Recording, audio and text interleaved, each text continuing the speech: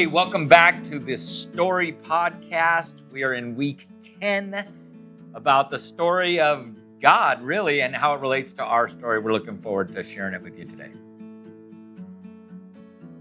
Glenn and I are back in the same room at the same time in multiple weeks. We haven't really seen each other very much. Yeah. Glenn, you just got back from Tanzania. I'm sure the church family would like to know a little bit about your trip. And, you know, we didn't get to talk about it in church on Sunday. So tell us about Tanzania and teaching at the Bible College. Yeah, I had a great trip to Tanzania. It's always a really long trip and you kind of wonder, but I felt like it was really great impact. They've got about 35 students in the Bible College. First of all, Hope of the Nations ministry just overall is incredible. I mean, since I've been there, they've planted 3 new churches. They bought this soccer field where they're doing outreach in like the neighborhood that's like 90% Muslim, but all the kids are still going to come. And so just really creative stuff. But my biggest task was teaching at the Bible College, and it was great. So how many hours a day do you end up teaching at the Bible College? So it's 2 sessions of 3 hours. So it's morning and afternoon. Morning and afternoon session. So it's kind of a lot. Yeah. We're not used to that kind of teaching too. When you add in translation, it's no joke, right? Like you got to say your thing, say your thing. Yeah. But you've got all these young, what's the average age of those students? It's been different every time. A lot of times I've had a little bit older, but I felt like there were a lot in their like early to mid 20s. Yeah.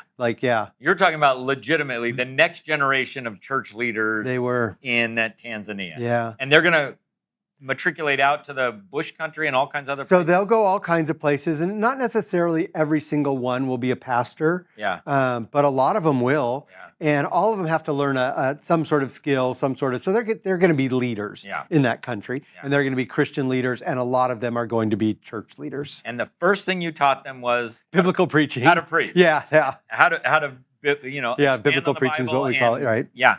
So, and it sort of ties into what Stephen was talking about, and even this chapter, which is an interesting chapter, right? Just at the time of the judges, and obviously we're going to see this history stuff come out of it with Eli and Samuel and Saul and all of that. But Stephen's main point was this idea that like it's really about relationship, not about religion. Yeah. And as you're like teaching the next generation, the temptation is to go out and just do religion. Right. How do you get them to understand the difference and really to lead out of relationship?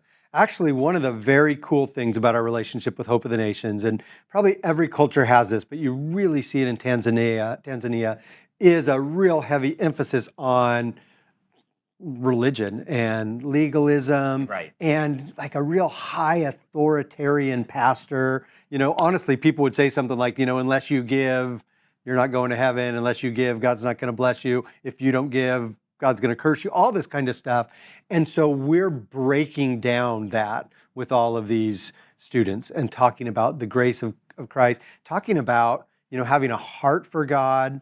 So actually doing preaching is kind of a good one because, you teach all the skills about preaching, but we try to spend a lot of time on, but what about the heart of the preacher? And I think they really relate to that. And so it's big. Yeah. So there's obviously the content of the Bible. I mean, the story is that too. It's like this content that we're preaching from. But then it has to filter through the heart of not only the preacher, but even to the heart of the receiver of the message, that it isn't about keeping a set of rules. It isn't about going through the motions. Yeah.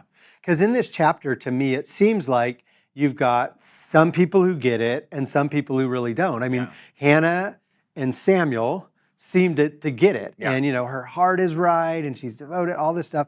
But then, you have Eli and even Saul at times, and it's more like kind of going through the motions sort of thing. Absolutely. And so, let's and even manipulating God. I'm sorry. You're right. But there's that one story that just always sticks out to me where Eli, the priest, and his 2 sons, Hophni and Phinehas, who are scoundrels. They're like stealing from the Lord's offering. They're doing all this stuff.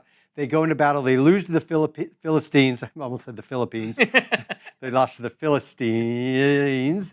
And the Philippines are fine. The Philistines, it was really a problem. Philippines seem to be good at the moment. But and so their idea is, let's go get the Ark of the Covenant. Yeah. And it's like God's a good luck charm. Yeah. And they bring the Ark into battle, and then they lose 10 times more people the next time, and the Ark is captured. But it's just such a like God is a good luck charm Yeah. thing. But it's tempting to be that way in life. If I do these things, then God will. Yes, I've got this, religious idea. God, I'm going to go do it. Let's see what happens. But God, why in the world would you let me down? I did my religious thing, quote, Right. unquote.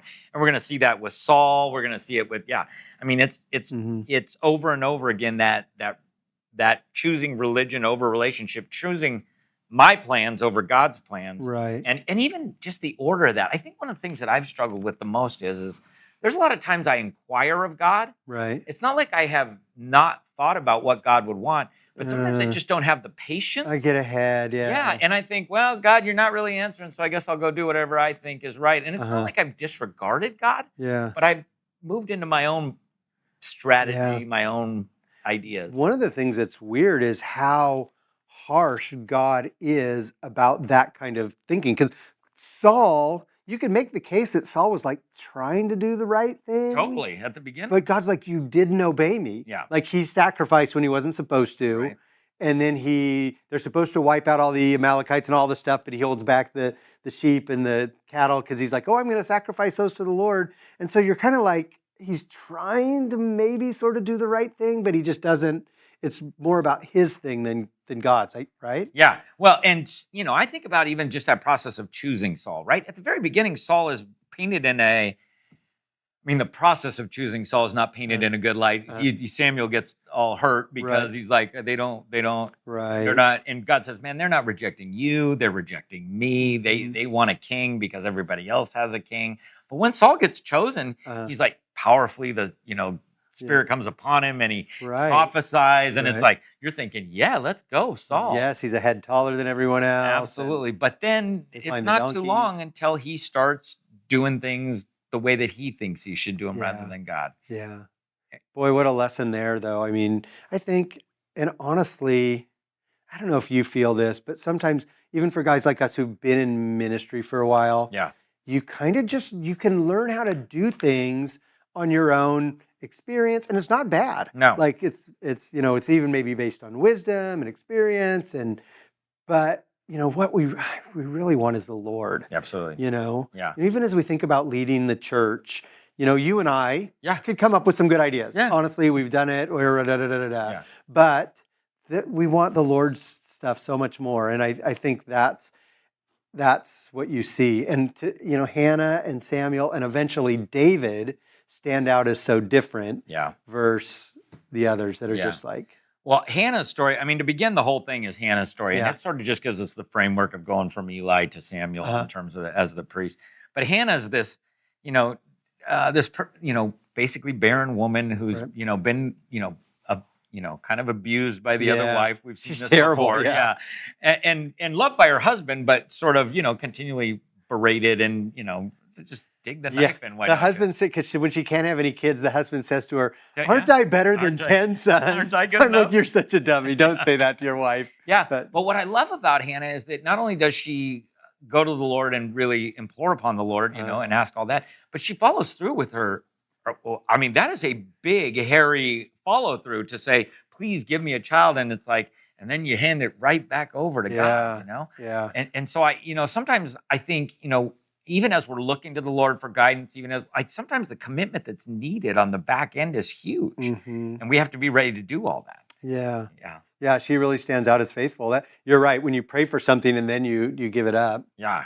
She did go every year and made him a little. She did little coat, little jacket. I was picturing it as the San Francisco Giants or something. A little something. He's got a little coat every week. Yeah. Every year. Yeah. So we see God obviously working in that scenario, and this is one of those funny chapters because there's everything that happens in there. The Ark of the Covenant. Yeah. They bring the Ark of the Covenant out, and then by the end of the chapter, the Ark of the Covenant's like sitting in it's like in Galt. Nobody or wants something it. like that. They're like it's just left in a border town. Nobody knows why is the Ark here. Yeah. And they, like you said, they made it into a good luck charm going into battle. The Ark of the Covenant being carried off to the Philistines. Yes, the Philistines are like, we got it. Yeah, and they put it in the temple with Dagon, and all of a sudden this, and the tumors and if you haven't read this part of the story, this you is need a good to read story, this part of the story. By the way, Stephen did a good job this week preaching it, because this was a hard so passage much. to preach because there's a lot in there. Yeah, absolutely. So, anyway, side note. Yeah, but there's just a lot going on in terms of like how do you make sense of all of that stuff? Saul's really trying to do everything in his own strength at some point, but it starts with God's power versus our power.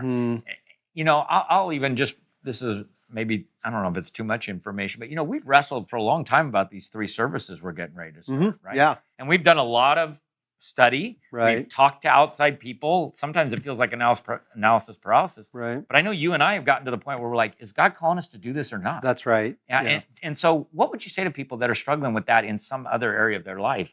And how do you follow through in that moment? Yeah. You know? Yeah. Well, I think, and sometimes it's really hard to discern the Lord's voice, but we've got to at least seek him. And we've got to start with this idea of, I've got my earthly wisdom, or maybe it's even biblical wisdom, right? But I want to know like God's specific direction. So I mean, the classic one is we want a king like everybody else. Yeah.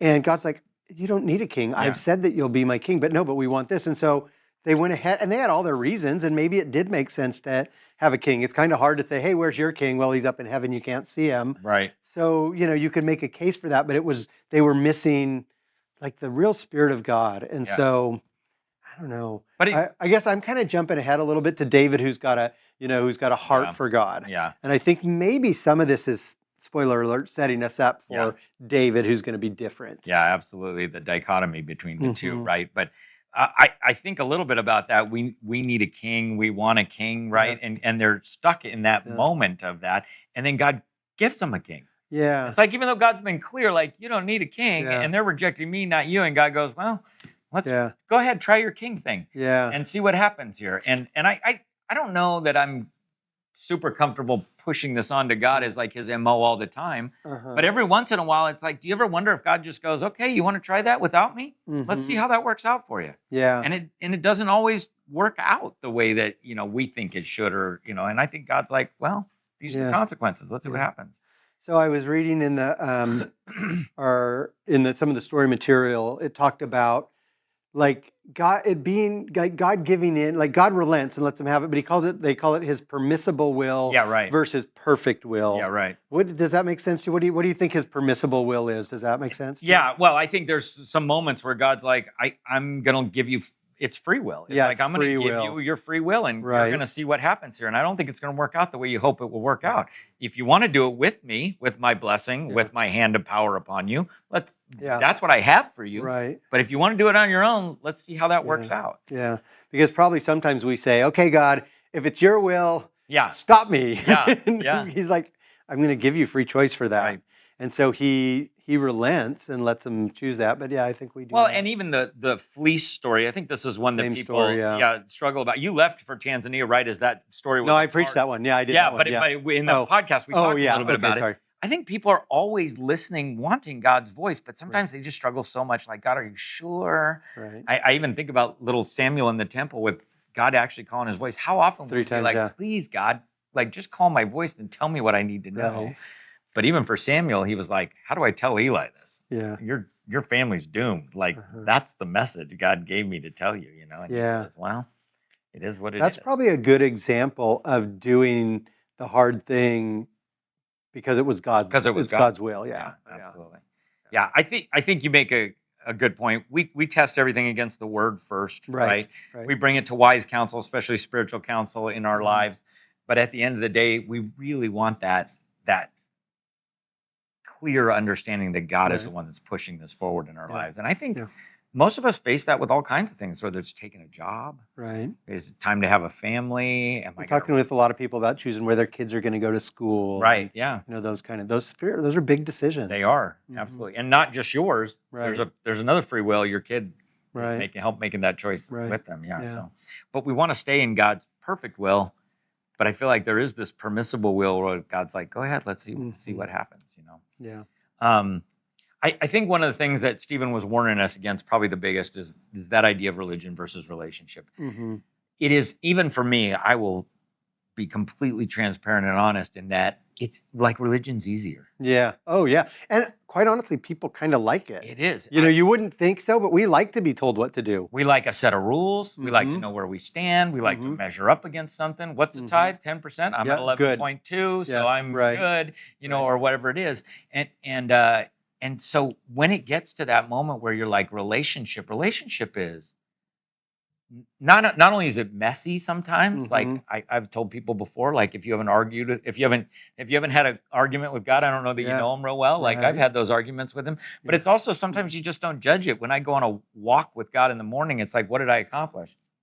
I talked to God a little bit. I spent some time with them, but I don't know that I get to mark a religious tick like I do. And some people do. Quiet time. Yeah, walk prayer, right. Went to church. Yeah, and that's the thing that's interesting because all the good things can become religious. It's such a twisted up thing. Yeah. So how do you keep relationships central for you? How do you keep that from infringing upon that idea of religion? Well, not perfectly, by any clearly. stretch, or not even maybe that well. You know, I think it's a battle on those spiritual disciplines of time with God, and really trying to, like, I kind of keep coming back to that same idea, but trying to be in the Lord's will versus your own will. You know, we work in religious professions, so we get to do religious stuff all the time, but you can do those things apart from God's presence. Totally. So, you know, I think of, Brother Lawrence's words of practicing the presence of God, some of those kind of things. Yeah. You know, honestly, for me, sometimes it's the super simple prayers too, that, it's the Jesus be with me meditative type prayers that's helpful to me. But yeah, I also have to be quiet. You know what I mean? If it's too much, one of the great things about going to Tanzania is you get to turn off, for the most part, most of the technology, most of the, it's a little bit outside of reality, but you're so close to the Lord because you just don't have all of the other distractions. Jesus did it regularly, withdrew to quiet places, and so there's a layer of that. I've said it all the time. One of the things that we neglect the most is Sabbath and silence and solitude. We just neglect those spiritual practices, and they are largely rooted in relationship, not in religion. Though. What are you doing on those things these days? Well, I'm ready to get away again for some of that. And I've told you this. We were supposed to be drilling a well this week, and the trip got delayed at this point. But those are one of the things where getting outside of your normal bubble, I just think helps you to realize it's a relationship with God. Because for us, it's too easy to measure things, markers, whatever church thing that we've come up with. We started this new program, or this many kids were in Upward, or whatever else it is. And relationship is not that. Right. It's like, do I feel comfortable in my own skin when I'm sitting with God? Do I believe that I am, enough for Him? Yeah. Is my identity rooted in Him, not my performance? And so those are the things that sometimes for me are a measuring stick for relationship. Is how much peace do I have? Yeah. How much calm do I have? How much do I really trust God rather than squirming about every little thing? Yeah. So maybe a good kind of meditative verse for us is what Samuel says to Saul, right? Or God says to Saul after he's supposed to wait. He's not supposed to do the sacrifice because he's not the priest. That's right. But then he's like, well, I might as well just do this. Seems like a reasonable thing. It's a religious activity. Yeah.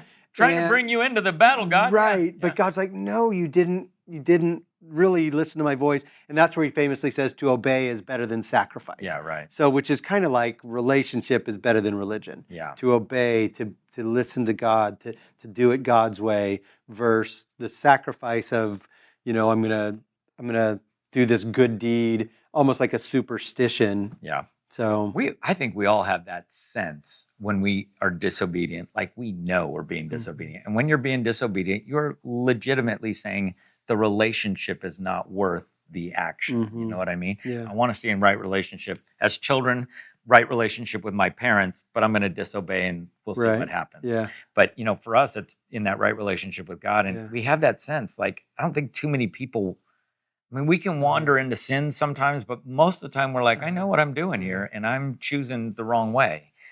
Hey, let me just ask you kind of a hard question. I don't know if we have this figured out, but it seems like God is really harsh on this. Yeah. And the two examples that come to my mind, one is poor Moses, Yeah. who strikes the rock instead of speaking to the rock. And he's like, okay, no promised land for you. And then this one for Saul, who's like, Saul offers the sacrifice when he's supposed to just wait. And God's like, okay, I'm going to cut off your line.